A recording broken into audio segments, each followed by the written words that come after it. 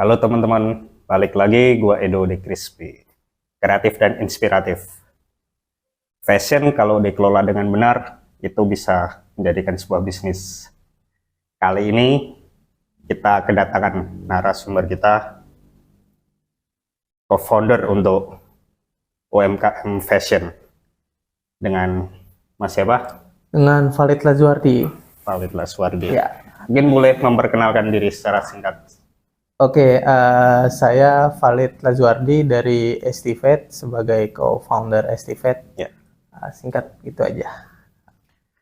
Apa tuh? Estivate kenapa bisa dinamain itu? Estivet, kenapa bisa dinamain Estivet? Sebenarnya nama Estivet itu cuma apa namanya? Tadinya awalnya itu cuma biar spellingnya enak aja. Oke. Gitu, biar spellingnya enak. Terus pas sering berjalannya waktu, kita baru nemu tuh namanya tuh. Namanya kita bikin jadi aesthetic value of art and culture. Oh, Gitu. Jadi baru dapet seiring berjalannya aja. Gitu. iya, soalnya dari namanya ada ke Inggris-Inggrisan. Iya. Inggris-Inggrisan. Kalau boleh tahu produk atau bisnisnya tuh apa aja, Mas Fahri? Bisnisnya lebih ke aparel sih ya. Kita main di jaket, t-shirt, terus kemeja gitu. Terus kita juga coba buat tas gitu ya. Apa namanya, outwear buat cowok lah. Yang paling unggul dari antara itu, kalau menurut Mas? Tentunya core produk kita di jaket sih ya. Jaket ya. Jaket kita develop apa namanya, bagus mungkin gitu ya, dengan value yang kita punya, konsep yang udah kita bangun gitu. Kita coba apa namanya, ya kita kombinasikan lah dengan konsep-konsep yang kita punya gitu. Jaket tuh misal kayak Mas pakai jaketnya atau ada hoodie atau gimana? Lebih ke military sih sebenarnya. Military. Konsep kita lebih ke Oke. military jaket ya, kayak gini-gini. Yeah. Ini kan artikel-artikel lama gitu sebelum kita pivot ke apa namanya, ke konsep yang culture itu kan. Gitu. Kenapa military? Mungkin ada suka atau terinspirasi dari mana gitu? Iya, awalnya ngelihat jaket-jaket militer ini kayaknya gagah gitu kalau buat cowok gitu. iya. Jadi kita coba, wah ini kayaknya asik nih buat main di militer ini. Kita cobalah bikin. Waktu itu diferensiasi kita adalah jaket yang bisa dirubah jadi tas. Jaket yang Iya, Oke. jadi jaket-jaket kita itu bisa dirubah jadi tas, jadi multifungsi gitu. Gitu. Akhirnya, wah kayaknya buat masuk ke pasar lebih asik nih gitu. Jadi kita coba aja apa namanya, bikin pola-polanya gitu, jaket yang bisa berubah jadi tas, itu jadi core produk kita, jaket multifungsi itu dan multifungsi. gitu. Terus kalau produk-produk itu biasanya tuh nyetok banyak atau berdasarkan pesanan atau nyetoknya dikit-dikit. Kalau sekarang kan karena kita awalnya kan konsep militer ya, terus kita ngerasa kayaknya konsep militer ini apa ya, kayak udah banyak nih pemainnya nih gitu. Udah banyak pemainnya dan kita harus buat apa namanya, additional value gitu. Jadi kita buat Indonesian culture. Kayaknya asik nih kalau jaket-jaket militer kita kombinasi sama apa namanya, sama kain-kain wastra kayak tenun gitu kan. Kayaknya asik nih batik. Akhirnya kita mulai riset, kita bangun produk itu, dan sekarang ya jadi kombinasi, hasilnya kita bikin konsep discover the culture gitu. Jadi jaket militer yang kita gabungin sama kain-kain wastra gitu. Nah, untuk produk kita limited karena source kita terbatas, si kain wastranya ini terbatas gitu. Jadi itu yang buat ya cukup jadi tantangan kita lah. Itu produk-produknya masih terbatas saat ini. Mungkin boleh cerita sama teman-teman, kain wastra itu apa? Dari saya aja kurang itu, kurang familiar. Kain wastra tuh apa kain-kain yang dihasilkan sama pengrajin-pengrajin dari Indonesia gitu Oh, ya. oke, Jadi kayak pengrajin misalnya Indonesia. kain tenun, Iya. batik, songket, lurik, itu kan kain-kain wasra yang khas atau ciri khasnya Indonesia. Itu dari semua daerah Dari atau semua daerah kita oh, oke. pengen semua daerah karena ini asik banget kalau diangkat gitu. Kita pengen Oke. kenalin bahwa kain wasra ini bisa loh dicombine dengan desain-desain yang lebih modern gitu. Dan segmentasi pasar kita itu ke cowok. Jadi kan banyak sedikit banget cowok yang Iya. pakai kain mau pakai kain tenun gitu kan. Kecuali dia sudah dikombinasi dengan desain-desain yang lebih modern gitu. Jadi itu lebih menarik dan lebih jadi tantangan buat kita sih. Lebih seru. Ya. Kalau dari tahun pertama berdirinya bisnis sampai sekarang itu yang paling susah berapa tahun awal atau berapa bulan awal? Yang Apa langsung melejit dari awal itu? enggak. Iya. Yang jelas yang paling susah itu pas pandemi ya tentunya ya. Oke, pandemi. Pas pandemi itu kita harus benar-benar putar otak lah buat Iya. buat kita survive gitu kan. Akhirnya kita coba desain ke arah masker waktu itu. Nah itu masker. paling berat sih. 2020 2021 apalagi kita waktu itu baru umur sekitar 2 sampai 3 tahun lah. Dan itu benar-benar yang ya lumayan cukup jadi tantangan buat kita. Itu akhirnya setelah melewati masa pandemi kita belajar dari sense of crisis itu kan kita coba mulai merapikan dari berbagai aspek. Jadi ya cukup jadi pembelajaran buat kita, jadi buat apa namanya buat tantangan juga buat kita ke depannya gitu, buat hadapin kalau ada krisis-krisis lagi. Pas pandemi itu gimana kalau dari maskernya secara penjualan? Oh itu Lumayan atau tinggi? tinggi. Masker kita ya bisa dibilang cukup tinggi lah. Waktu itu cukup menyelamatkan lah dari penjualan masker ini gitu. Maskernya sama didesainnya gimana tuh, Mas? Masker kita desain juga dengan tenun tentunya ya. Kita kombinasi sama denim. Waktu itu kita bikin konsep patchwork gitu. Jadi apa namanya kita kombinasi dengan bahan-bahan linen, terus cambrai kayak gitu-gitu. Jadi lebih apa ya? Lebih kalau bisa kita bilang fusion masker, fusion mask gitu. Lebih kayak gitu aja. Kalau sekarang masih atau kalau sekarang maskernya udah enggak. Kita ke jaket, t-shirt, kemeja aja, fokus ke sana. Terus kalau menurut Mas nih tren industri pakaian atau fashion di Indonesia itu gimana menurut Mas sekarang? Yang sekarang ya? Yang sekarang tuh menurut saya bagus ya, berkembang. Pasar Indonesia itu udah mulai melek sama fashion lokal, sama brand-brand lokal gitu tentunya. Ya tentunya tinggal kita perbaiki kualitas gitu ya, karena supaya bisa bersaing gitu. Perbaiki kualitas, terus value dari brand itu gitu, dari entah dari makanan atau dari fashion. Itu mulai berkembang sih marketnya. Iya, kita untuk selera lokal memang harus istilahnya diedukasi terus ke masyarakat. Dan dengan adanya Mas, selera lokal bisa dipaduin dengan desain-desain istilahnya terupdate atau terbaru gitu ya. Iya, sebenarnya semangatnya sih sama ya, pengen memperkenalkan gitu kain-kain khas Indonesia kebetulan target market kita adalah cowok gitu. Artinya kita pengen menswear kita juga punya signature-nya Indonesia gitu. Mau dia dipakai di luar itu juga tetap punya ciri khas Indonesia. Jadi kita berharap semakin banyak pemain-pemainnya nih, pelaku-pelaku usahanya yang mengangkat ciri khas dari Indonesia itu sendiri gitu, supaya kuat sendiri di lokalnya. Kalau kebanyakan tuh dari daerah mana untuk kain itu? Kain tenunnya. Kalau kita waktu pertama itu kita ngejalanin di Baduy. Kita riset dari Baduy. Yeah. Terus habis itu sekarang karena Sumba NTT itu banyak banget, dari Nusa Tenggara Timur itu banyak banget motif-motif yang bagus yang bisa dikombinasi sama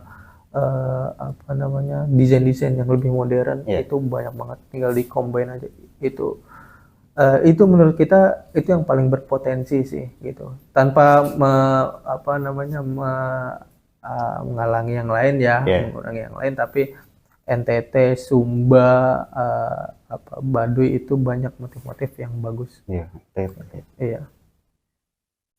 Tapi itu aja tadi kata Mas masih terbatas ya, masih istilahnya kurang ya. Iya, terbatas dalam hal. Iya, jadi gini, motif-motif dari kain wasra ini kan dia nggak bisa konsisten. Jadi misalnya satu kali produksi mungkin hanya sekitar 10 atau 20 lembar gitu. Selebihnya dia akan produksi motif-motif yang lain. Jadi kita harus menunggu lagi source-nya untuk mereka produksi lagi. Kayak gitu. Jadi karena pengerjaannya itu masih pakai alat tradisional gitu, kayak gedogan gitu. Itu yang menurut saya jadi tantangan kita dan jadi kekuatan kita juga sebenarnya. Jadi produk-produk kita juga sudah ditunggu sama pelanggan gitu, sama customer. Pelanggan gitu kadang sering nunggu lama atau bisa cepet. Jadi kayak misalnya kita udah rilis beberapa quantity, ya udah nanti setelah itu habis udah nggak bisa kita restock lagi gitu, harus nunggu lagi. Jadi itu yang jadi keunggulan kita sih. Mereka juga punya produk yang eksklusif yang memang cuma mereka yang punya gitu, karena produk kita sangat terbatas. Artinya kita juga harus inovasi lagi, harus buat produk baru lagi dengan motif yang baru lagi kayak gitu. Bener sih, itu malah bisa jadiin keunggulan ya, karena eksklusif ya. Terus kalau Mas biasanya riset itu lewat mana tuh Mas? Soal riset tren terbaru atau desain, ada tim atau dari Mas sendiri?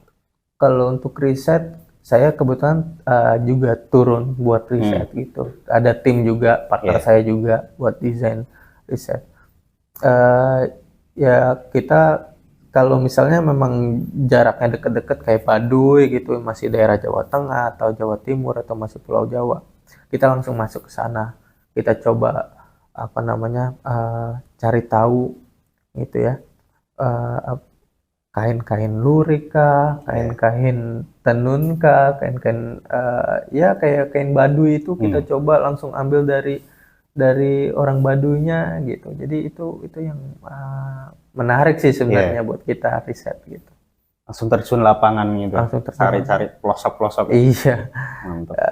Ya selain kita juga deliver ke teman-teman, ke customer kita gitu, ke followers kita kasih tahu loh bahwa banyak loh pengrajin kita yang harus diangkat gitu, yang harus kita lihat, kita bawa ke industri kita dimanapun industrinya ya, mau di fashion, mau di food atau di aplikasi, itu bisa kita angkat loh gitu. Soalnya emang banyak di pelosok-pelosok Indonesia banyak potensi lah. Betul. Tapi memang harus kita yang menemukan atau mereka untuk mempromosikan produk mereka atau kemampuan mereka agak terbatas. Terbatas gitu ya. Iya. Ya kita bantu kan, kita banyak toolsnya ya, banyak tools buat kita bantu teman-teman di daerah, teman-teman ya. Kalau saya di kain-kain wasra, kita coba untuk mengangkat lagi, kita perkenalkan lagi budaya kita ke masyarakat luas. Kalau saya tentunya ke cowok-cowok gitu, ke pasar saya di cowok gitu. Kalau ekspor gitu udah? Ekspor ya beberapa ada pengiriman kita ke Jerman, ke US, itu Eropa ya, lumayan cukup inilah, karena sebenarnya budaya kita ini kuat banget loh kalau keluar. Iya. Itu yang harus benar-benar kita juga bisa angkat Iya. apa budaya kita gitu. Nah, benar-benar sangat dihargai di luar. Jadi Oke. saya pengen mengajak aja nih kalau teman-teman apa namanya berusaha kreatif dan yang nonton ini gitu, Iya. yang menyaksikan, ayo kita ikut bersama-sama bareng angkat budaya kita lah. Itu sangat-sangat apa berpotensi buat Iya. dikenal. Istilahnya harta karun yang harus ditemukan dan Iya. sebenarnya masih banyak lah ya Iya, potensi iya, di iya. Indonesia itu. Benar. Masih banyak. Kita ya hitung-hitung kita sambil belajar lah, nenek moyang kita tuh punya Iya. banyak kekayaan lah gitu. Itu banyak yang bisa kita angkat lagi. Soalnya kadang pemikiran zaman generasi sekarang atau anak sekarang tuh produk luar negeri lebih bagus atau misalnya desain luar negeri lebih bagus. Padahal dalam negeri kita sendiri banyak yang lebih bagus juga. Iya. Ya sebenarnya waktu saya bangun Estivet juga ada Iya. kejenuhan, Mas. Oh gitu. Ya, ada kejenuhan dalam arti kenapa sih kayak mohon maaf ya saya Iya. sebut negara misalnya gitu. Kenapa yang diangkat itu tren-tren Jepang, Ya. tren-tren Korea, Ya. tren-tren US gitu. Padahal di negara kita itu orang luar negeri yang cari loh ke sini gitu. Orang luar negeri loh mereka ke Toraja, mereka ke NTT, mereka ke apa namanya ke Jawa Timur, Iya. ke Bali, ke Medan buat cari kain-kain songket, kain lurik, kain tenun gitu. Jadi kenapa kita yang melihat, kita yang punya gitu kita Malah nggak keluar, kita malah keluar gitu. Itu yang saya suka jadi kejenuhan aja gitu. Kenapa kok desain grafiknya kok Jepang lagi, desain grafiknya kok US lagi Iya. gitu. Padahal Indonesia itu dari nenek moyang kita itu motifnya juga udah banyak filosofinya gitu, banyak ceritanya, banyak nilai sosiohistorisnya yang dia bentuk gitu, nggak sembarangan gitu. Jadi semangat itu yang ngebuat kita pengen angkat apa namanya culture Indonesia ke desain-desain yang lebih modern gitu, tanpa menghilangkan value-nya tentunya ya. Ya. Kalau boleh tahu, dulu tuh awal langsung berbisnis atau sempat kerja kantoran, gimana tuh? Awal saya sempat kerja kantoran. Kebetulan saya juga di apa namanya basic saya di finance. Oh, Gitu. finance. Ya, di perbankan. Jadi saya ngerasa harus punya skill set tambahan nih gitu, harus punya apa skill development gitu, kita harus ngembangin diri lah gitu. Kita coba terjun ke dunia ini, bisnis ini, ternyata masih banyak banget hal yang harus saya pelajarin gitu, dari cuma sekedar keuangan gitu. Dulu berarti terjun di bisnis tuh misal iseng buat sambilan atau emang udah bosan kerja kantoran pengen langsung terjun bisnis? Oh enggak, jadi emang saya niat itu pengen jadi udah saya emang pengen usaha nih kayaknya nih. Oh udah ada Gitu. Kita sambil kerja sambil usaha gitu ya, banyak usaha yang kita jalanin dan gagal dan akhirnya kita menemukan jalannya ini nih sampai bisa bertahan sampai saat ini gitu. Jadi itu yang cukup kalau pembisnis kan kita meaningful ya, itu jadi kayak capek, berkorban, apa namanya kayak anak sendiri tapi berarti banget gitu. Walaupun capek kita nguras tenaga, nguras pikiran, tapi kayaknya ini sesuatu yang sangat berarti banget gitu. Gitu. Jadi semangat itu yang kita bawa gitu. Beda halnya dengan kalau saya pernah kerja kantoran ya. Ketika kerja kantoran itu ibarat kayak makan coklat kalau bagi saya.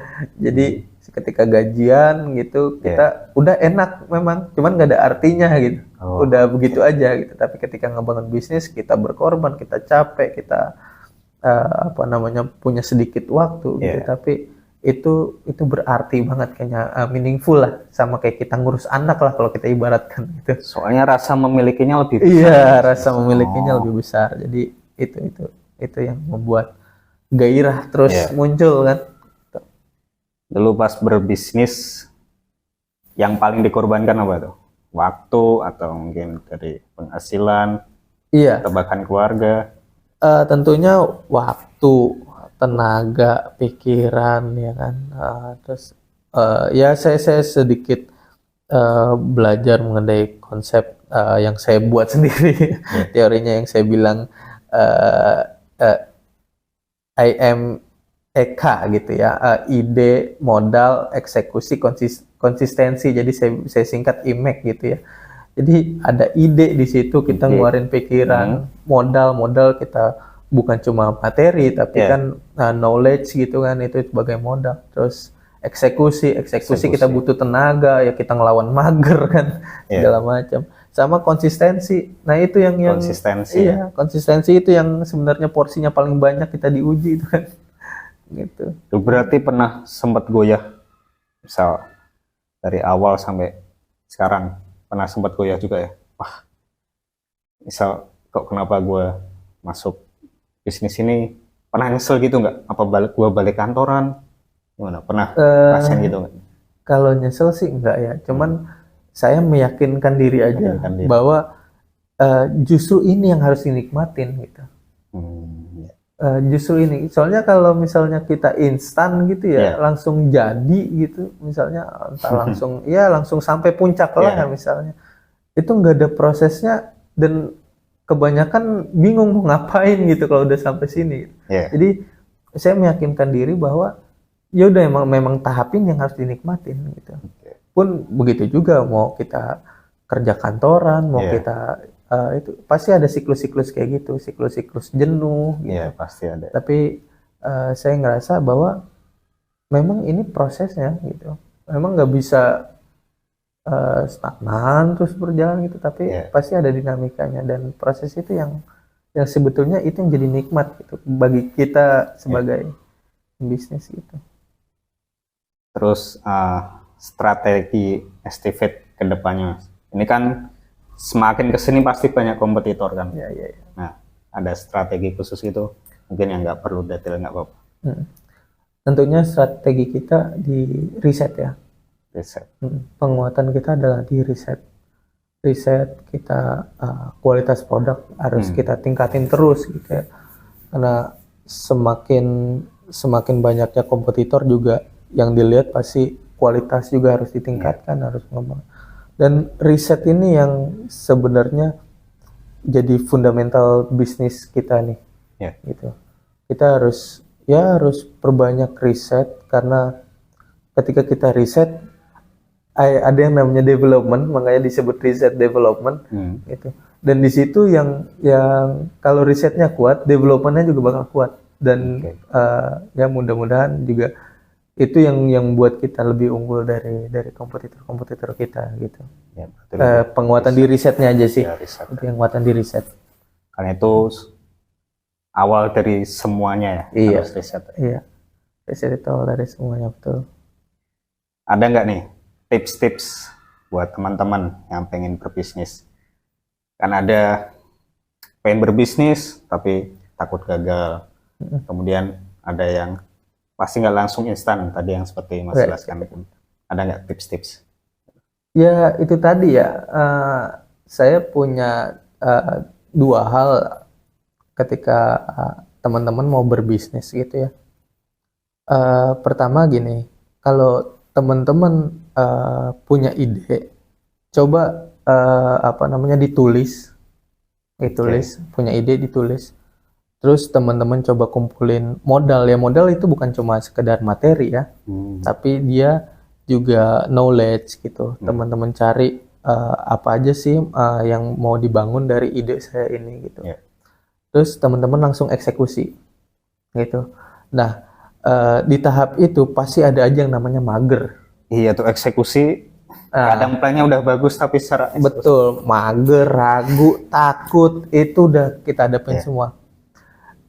Itu adalah fase kalau saya bilang itu adalah fase antusiasme. Antusiasme. Ya, itu fase antusiasme. Jadi ketika teman-teman udah gagal di situ, udah gagal di ide, di modal, di eksekusinya, teman-teman gagal karena takut, karena mager, itu teman-teman baru hanya sekedar antusias aja. Karena saya mau bangun bisnis, saya mau bikin bisnis A, B, C, D. Tapi ketika eksekusi, teman-teman udah mager, udah takut, udah akhirnya nggak jalan bisnisnya.